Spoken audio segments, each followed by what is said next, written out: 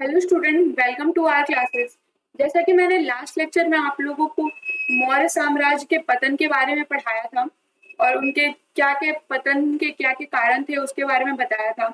और मैं आज आप लोगों को एक नए क्वेश्चन के साथ पढ़ाऊंगी।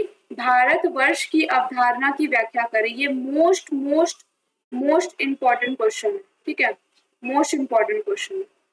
आप लोग इसको एकदम अच्छे से याद कर ले, एग्जाम में आएगा ही आएगा। ठीक है, भारतवर्ष की अवधारणा की व्याख्या करें। भारतवर्ष प्राचीन भारतीय उपमहाद्वीप का वर्णन करने के लिए उपयुक्त शब्द है, जिससे संस्कृत में भारत के रूप में जाना जाता है। भारतवर्ष की अवधारणा का भारतीय उपमहाद्वीप में समृद्ध ऐतिहासिक, सांस्कृतिक और धार्मिक महत्व है।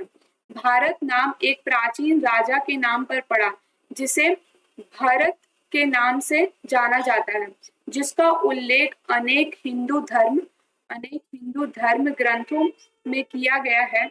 ऐसा कहा जाता है कि वह एक धार्मिक राजा थे जिन्होंने भारत के विभिन्न राज्यों पर एकत्रित किया और एक न्यायपूर्ण और समृद्ध साम्राज्य की स्थापना की। प्राचीन समय में भारतवर्ष एक विशाल क्षेत्र था, जिसमें वर्तमान के भारत, पाकिस्तान, नेपाल, बांग्लादेश, नेपाल, भूटान और अफगानिस्तान के कुछ हिस्से शामिल थे। हिंदू पौराणिक कथाओं के अनुसार यह देश वेदों की भूमि और विभिन्न देवी देवताओं का जन्म स्थल थी। ऐसा कहा जाता है कि रामायण रामायण और महाभारत भी भारतवर्ष में ही हुए।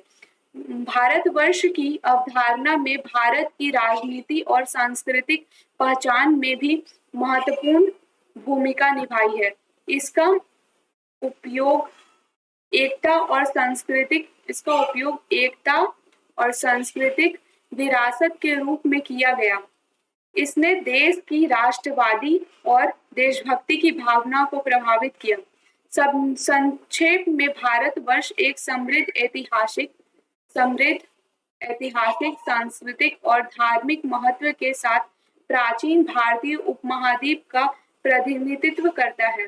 इसने भारत की संस्कृति तथा राष्ट्रीय पहचान को आकार देने में महत्वपूर्ण भूमिका निभाई है और आधुनिक समय में एक महत्वपूर्ण अवधारणा बनी हुई है।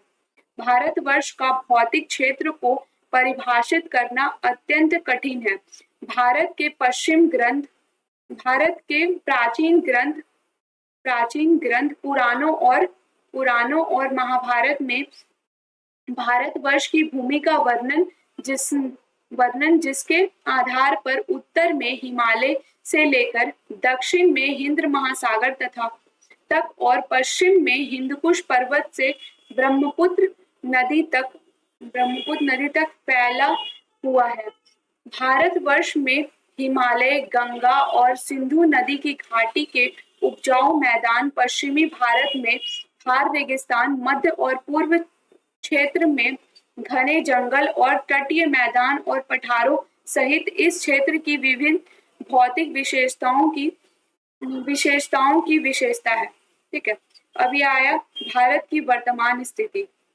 2021 तक भारत का कुल भूमि क्षेत्र लगभग 3.29 मिलियन वर्ग किलोमीटर है। भारत भूमि क्षेत्र के हिसाब से दुनिया का 7वां बड़ा देश है और इसमें भौगोलिक विशेषताओं की एक विस्तृत श्रृंखला शामिल है। उत्तर में हिमालय पर्वत श्रृंखला से दक्षिण में तटीय मैदान और पठार तक भारत, उत्तर पश्चिम में पाकिस्तान, उत्तर पूर्व में चीन, नेपाल, भूटान और पूर्व में बांग्लादेश और म्यांमार से अपने सीमा साझा करता है। दक्षिण में हिंद महासागर, पश्चिम में अरब सागर और पूर्व में बंगाल की खाड़ी। यह महत्वपूर्ण है कि प्राकृतिक प्रक्रियाओं या मानवीय गतिविधियों के परिणाम स्वरूप भारत की भूमि क्षेत्र समय के साथ बदल सकता है। भौगोलिक वर्गीकरण। ठीक है, भौगोलिक रूप से भारत को आमतौर पर 6 प्रमुख भागों में बांटा गया है। प्रत्येक भाग अपनी अनूठी भौतिक, सांस्कृतिक और ऐतिहासिक विशेषताओं के साथ यह कार्य करता है। उत्तरी पर्वत, देखिए एकदम इजी भाषा में लिखा हुआ है, आप लोग एक बार रेड कर ले, समझ में आ जाएगा आप लोगों को। सिंधु नदी का मैदान, ठीक है, रेड कर ले और अपने से बना बना के लिखने का कोशिश करें। इसको एक बार अच्छे से पढ़ ले, आप लोग को अच्छे से समझ में आ जाएगा, फिर अपने से ओन लैंग्वेज में लिखने का प्रयास करें। थार रेगिस्तान, ये पॉइंट आप लोग काट दीजिएगा, ये पॉइंट मत लिखिएगा। पूर्व तटीय मैदान, पश्चिम तटीय मैदान, भारत में मूल निवासी, ठीक है। अब आ जाता है भारतवर्ष की अवधारणा में ही ऐसा पॉइंट आता है, भारतवर्ष में मूल निवासी। इसमें आदिवासी आते हैं, द्रविड़ आते हैं, तिब्बती आते हैं, अंडमानी आते हैं। प्राचीन भारतीय संस्कृति एवं परंपरा, भारत में क्या क्या संस्कृति है, परंपरा है, ये भी भारतवर्ष की अवधारणा में ही आ जाएगा, ठीक है। धर्म, भाषा, कला और वास्तुकला, ये देखिए ये काट दीजिएगा आप लोग, ये पूरा पॉइंट काट दीजिए।